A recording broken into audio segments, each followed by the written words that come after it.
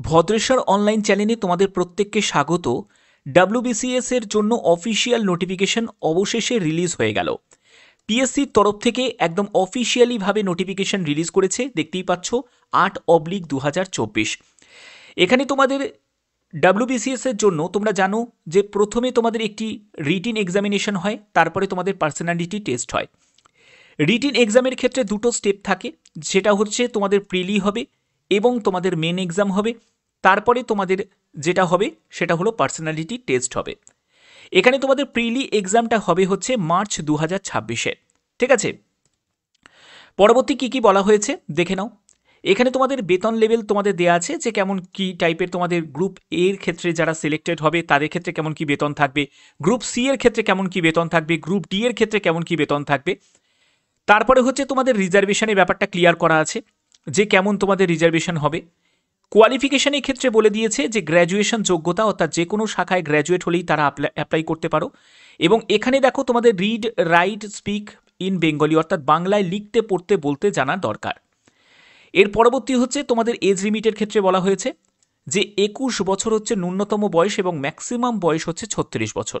ওকে, এর পরবর্তী হচ্ছে তোমাদের রিল্যাক্সেশন। অবশ্যই এসসি এসটি যারা ক্যান্ডিডেট আছো তাদের বয়সে 5 বছর ছাড় পাবে, ওবিসিরা বয়সে 3 বছর ছাড় পেয়ে যাবে। এখানে স্পেশাল কন্ডিশন অনুযায়ী কিন্তু তোমাদের যারা যারা তোমরা West Bengal police service group B এর জন্য সিলেক্ট হবে তাদের ক্ষেত্রে হাইটের ব্যাপারটা এখানে মেনশন করা আছে। মেল ক্যান্ডিডেট যারা আছে তাদের 1.65 মিটার তোমাদের হাইট হতে হবে, আর ফিমেল ক্যান্ডিডেটদের হচ্ছে 1.50 মিটার হাইট হতে হবে। ওকে, এর পরবর্তী হচ্ছে তোমাদের এখানে তোমাদের দেখো আর কি কি বলা হয়েছে।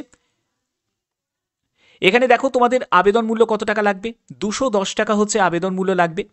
তবে যারা এসসি এসটি যারা ক্যান্ডিডেট আছো, যারা এসসি এসটি ক্যান্ডিডেট আছো তাদের ক্ষেত্রে কিন্তু তোমাদের ছাড় আছে, ঠিক আছে। এখানে রিল্যাক্সেশন আছে, তবে এখানে নো এক্সেমশন অফ ফি।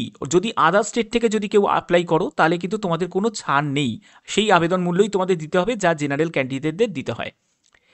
এর পরবর্তী হচ্ছে তোমাদের এখানে দেখো পিডাব্লিউবিডি ক্যাটাগরিদের জন্য আলাদাভাবে এখানে ক্লিয়ার করাই আছে।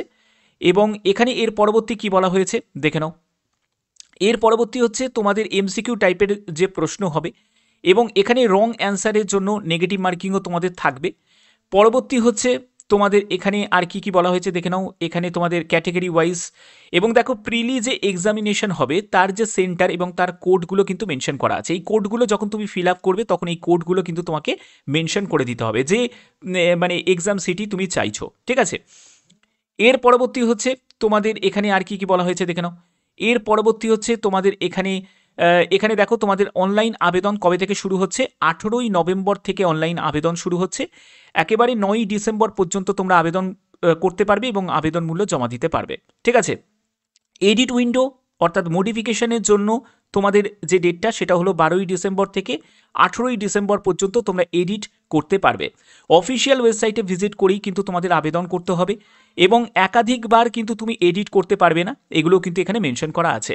আশা করি এই ভিডিওর মাধ্যমে সম্পূর্ণ ব্যাপারটা ক্লিয়ার করলাম। এবার মেন প্রশ্ন হচ্ছে যে এমভিআই এর খবর কি, আইডিওর খবর কি। দেখো মোটর ভেহিকেল ইন্সপেক্টরের জন্য নন টেকনিক্যালের জন্য তোমাদের গ্র্যাজুয়েশন যোগ্যতা প্রয়োজন। এর জন্য ইন্ডিকেটিভ নোটিশ অলরেডি কিন্তু রিলিজ হয়ে গেছিল 2024 সালে।